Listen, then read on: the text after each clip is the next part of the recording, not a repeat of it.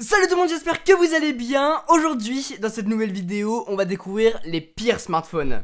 Allez, c'est parti. Je vous ai demandé sur Twitter votre avis sur les pires smartphones, que ce soit en termes de design, d'utilité, de forme, de fonctionnalité, parce qu'il y en a qui sont sortis mais qui servent à rien.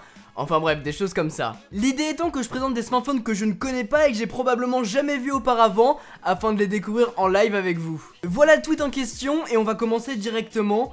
Bah regardez, par Thomas qui dit le Wiko Sunny. Alors je connais pas du tout ce téléphone pour ma part. Le problème c'est que Wiko fait énormément de téléphones, donc pour le connaître ça va être compliqué. Wiko Sunny, double SIM, 8 Go, noir brut, 59 €. Ok, alors Thomas, le petit Thomas, c'est le collégien qui vient de s'acheter un smartphone, que ses parents lui ont acheté un smartphone pour pouvoir téléphoner et envoyer des messages.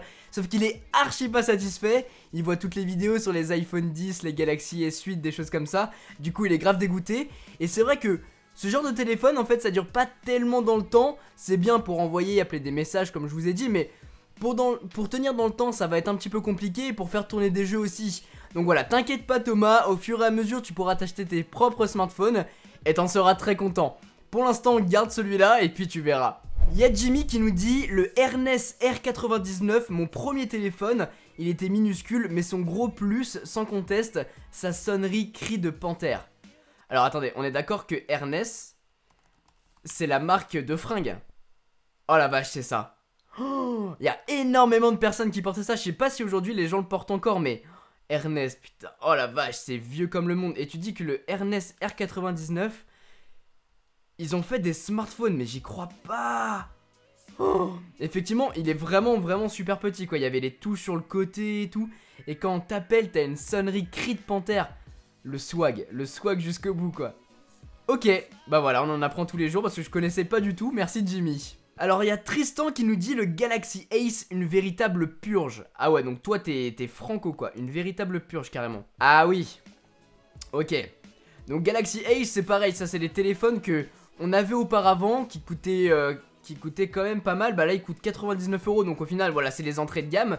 Mais le problème c'est que ce genre de téléphone qui ramait de ouf quoi. Bah c'est comme le Wiko Sunny en fait d'aujourd'hui, c'est des téléphones qui rament de ouf. Le Samsung Galaxy S3 je l'avais acheté il y a quelques années, il m'a duré 6 mois, le bordel, et 320 €. Bah voilà, quand je vous disais tout à l'heure, le Galaxy S3 en fait, c'est au-dessus du coup du Galaxy Ace en question, mais c'était déjà un peu mieux. Mais c'était le genre de téléphone que par exemple vous achetiez, et c'était un téléphone qui avait entre guillemets tous les arguments de vente, tu vois. On a un grand écran, nous parce qu'on a un Galaxy S. C'était comme avec le Galaxy S4. On peut changer la batterie parce qu'on a un dos amovible. Toi tu l'as pas sur ton iPhone. Et voilà, ça c'était les arguments de vente. Et voilà, résolution 8 mégapixels et tout. C'était les débuts en fait des smartphones. Et là où Samsung a été fort, c'est que dès le début on réussit à implanter un grand écran. Je crois que c'était un truc genre 4 pouces ou quelque chose comme ça, mais quand les iPhones, eux, avaient un écran 3,5, eux, ils avaient déjà un écran plus grand. Donc c'est ça qui était vraiment cool. Mais le problème, c'est qu'ils avaient des tout petits... Enfin, c'est des téléphones qui étaient vraiment pas beaux. Regardez ça, c'était en plastique. Le Galaxy S4, je me rappelle, j'avais vu des vidéos dessus quand je commençais. C'est pareil, c'est dégueulasse, c'est un design en plastique. Le pire, c'est le Galaxy S5. Le début des téléphones qu'on peut mettre sous l'eau. Enfin, c'était pas le premier à l'être, mais en tout cas, c'est lui qui a plus vulgarisé la chose, en tout cas. Avec ce dos, regardez là. Papier peint mamie, là. Enfin, avec plein de petits trous. Enfin bref, c'était des téléphones qui étaient bons au final, back in the day, comme on dit. Mais le problème, c'était le design, quoi. Quand ils sont passés sur le Galaxy S6, c'était mieux. Il y a Alex Madrid qui nous dit le Nokia N-Gage. Rien à voir et inutile. Ok, donc ça c'est pareil, je connais pas. Ah, peut-être que si. What the fuck? Qu'est-ce que c'est que ce truc? La N-Gage est une console de jeu portable et un téléphone portable. What? Donc ça fait téléphone et console quoi. Ça c'est le genre de truc tout en un, tu sais, t'as le lecteur CD, le lecteur DVD, le lecteur cassette, et en fait ça fait rien de bien quoi. Mais je connais un téléphone qui est comme ça, je sais pas si c'est celui-là mais... Oh la vache! Voilà, ça c'est le design vraiment vieux comme le monde quoi. Tu pouvais jouer à Lara Croft. Ça devait être quelque chose. Et en fait t'achetais des petites cartouches comme ça. C'était quoi? C'était des cartes SD ou ça devait être un truc comme ça en tout cas. Mais c'est des cartes SD que tu mets à l'intérieur pour pouvoir jouer comme une Nintendo DS en fait. Ah ouais, c'est vieux hein. C'est très vieux. Alors, il y a Lucie qui dit le Samsung Galaxy Express qui coûtait presque 300 balles. On ne pouvait pas avoir plus de 3 applications et en plus il chauffait. Alors Galaxy Express, ça par contre j'ai jamais entendu parler de ça. Galaxy Express, tiens on va regarder une petite vidéo pour voir. Voilà, 4,5 pouces, quand je vous disais sur le Galaxy S3 c'était les premiers à faire des grands écrans. Bah là le Express c'était 4,5 pouces. Mais le problème c'est que bah voilà, ce design en plastique immonde, ce design d'OS. J'en suis sûr qu'il y a énormément d'entre vous qui connaissent ce design là avec les messages, oh les pages qui défilent, ce fond d'écran. Mon dieu, tout est moche dessus quoi. Après ça fonctionne, bah je sais pas si ça fonctionne, apparemment d'après notre ami Lucie ça fonctionne pas donc ok, c'est ton pire téléphone, très bien. François qui dit, ah mon dieu je m'en souviens. Alors on a pire. Ayorel qui dit ce téléphone c'était le feu. Eh ben écoute, repose en paix petit Galaxy Note 7. La petite blague des familles dans la vidéo parce que merci de l'avoir incrusté hein. J'allais pas en parler parce qu'en fait le Galaxy Note 7 au final c'était un bon téléphone. Le problème c'est qu'il a eu un gros souci de batterie qui a fait très mal à la com de Samsung. Ils se sont plutôt bien rattrapés, le Galaxy Note 8 est excellent. Et ils ont fait un Galaxy Fan Edition pour rattraper du coup le Note 7. Et ce qui s'était passé mais... c'était chaud hein. Alexandre, le Garmin Nuv-iPhone A50. Mon père a pris ce téléphone et je lui ai dit pourquoi. Effectivement, pourquoi? Regardez ce design quoi. Oh, les applications qui datent, vous savez, de Mathusalem quoi. Mathusalem, ça fait longtemps que j'avais pas utilisé cette expression quoi. Il m'a répondu, c'est Garmin. Et je lui ai dit, c'est une marque de GPS. Effectivement, Garmin c'est une marque de GPS. Et si tu me dis que demain TomTom sort un téléphone... bah n'allez pas l'acheter parce que TomTom c'est un GPS avant tout, c'est pas un smartphone. Et c'est pour ça en fait les fonctionnalités Where to, View Map et tout. Ouais non vaut mieux pas. On a Amandine qui dit le Nokia 3310 2017. Je sais pas ce que tu en penses mais je trouve qu'il a aucune utilité.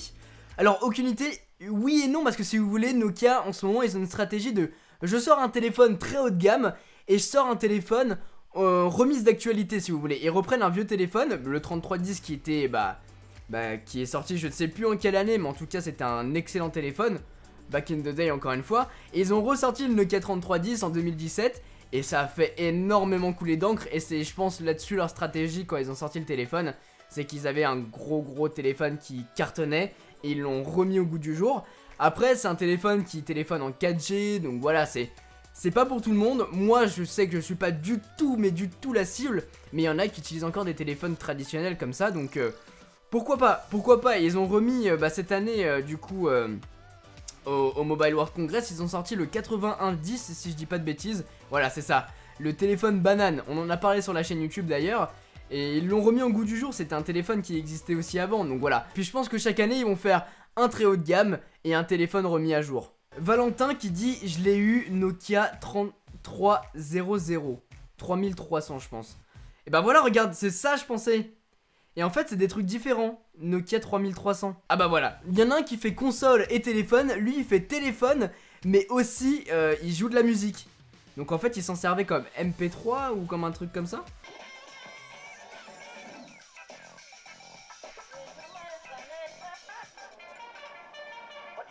En fait il a le téléphone comme un truc banane quoi.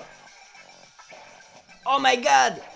Regardez cet énorme câble et cet énorme téléphone. Ça c'est pareil, je pense que c'est un téléphone qui a pas très bien fonctionné parce que ça fonctionnait mal quoi. My god. C'est très moche. Ok bah très bien, on a fait le tour. En tout cas vous avez vraiment des suggestions de malades. Vraiment. Des téléphones qui, bon on a le Note 7. Mais on a des téléphones genre le Ernest là, j'avais jamais vu ça avant, c'est un truc de ouf. Et moi j'en ai sélectionné plusieurs pour vous, notamment le Motorola Rocker justement. Et je voulais vous en parler parce que c'est un téléphone que peut-être vous ne savez pas. Mais ce téléphone là, fait par Motorola, a été fait en partenariat avec Apple. Et oui, en fait c'est un autre téléphone qui a été remis au goût du jour. Je crois qu'il est juste à côté, ça doit être celui-là en gris. Mais il a été mis aux couleurs d'Apple parce que c'est un partenariat qu'ils ont fait du coup avec Apple. Donc ça a changé la couleur, mais surtout ils intégraient iTunes à l'intérieur. Donc voilà, on peut voir la capture d'écran ici. Ils ont allégé un petit peu la version d'iTunes qu'on pouvait retrouver sur les iPods par exemple, pour pouvoir mettre 1000 chansons à l'intérieur. C'était en 2005 et quand on voit qu'on peut mettre 1000 chansons là-dedans, alors que maintenant avec un iPhone comme ça qui est beaucoup plus fin et beaucoup plus évolué, on a 256 Go et on peut mettre des tonnes et des tonnes. Et bah c'est assez drôle. Mais en tout cas, voilà, c'était l'un des premiers téléphones créés par Apple. En tout cas, pas créé vraiment, mais sponsorisé par Apple ou en partenariat avec Apple. Donc voilà, c'était assez drôle, je voulais vous en parler. Et le deuxième smartphone dont je voulais vous parler, est-ce que c'est un smartphone ou pas? Je sais pas vraiment, mais voilà, c'est le Lenovo C+. Alors, de mémoire, il a été présenté l'an dernier au Mobile World Congress, où il y a 2 ans apparemment, juin 2016. Et c'est un téléphone en fait qui a un look de télécommande, enfin il est vraiment dégueulasse le téléphone, mais on peut le plier sur son bras pour l'utiliser comme, bah regardez, comme ça, comme une montre en fait. Et c'est un petit peu des concepts qu'on voit sur internet. Je vais vous montrer des images, il est vraiment mais répugnant ce téléphone. Oh, mon dieu. Voilà, regardez ce dos en fait, c'est plein de petits crans qu'on peut tourner comme ça pour pouvoir le mettre autour de son doigt. Et c'est Lenovo qui font ça.